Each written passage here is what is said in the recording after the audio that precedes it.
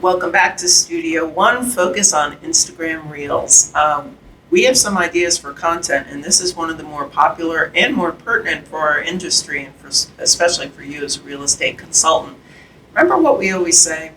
We think buyers and sellers take for granted a lot of the things that we know that they understand and they don't. I still, after almost 15 years, get questions from my own family members. Who pays the commission?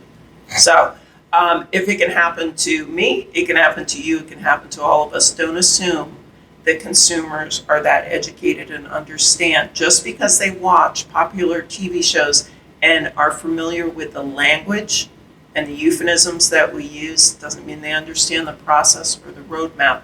Catherine, what are some common questions that some of your agents have used Studio One to answer?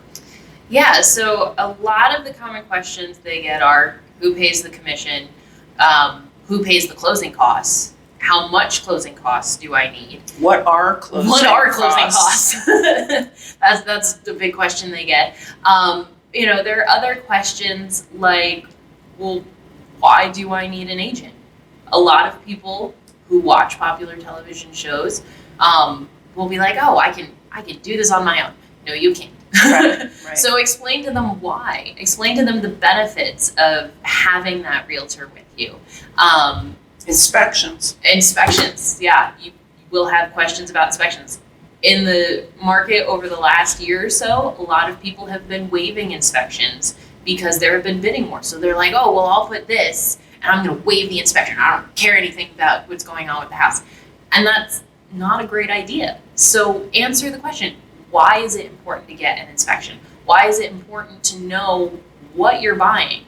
What happens if your appraisal doesn't appraise out? What happens if your appraisal doesn't appraise out? Let's say you're in a bidding war and you bid way over the list price, and the appraisal comes in and it's like $40,000 less than what it was listed at. What do I do in that moment? The last thing you want is to have a client or a consumer who is not prepared and they end up basically becoming Tom Hanks and Shelley Long in The Money Pit. That is the biggest, pitfall with any real estate transaction, is that you end up in a situation like that. So that's where, those questions. Why do I need an inspection? What happens with the appraisal?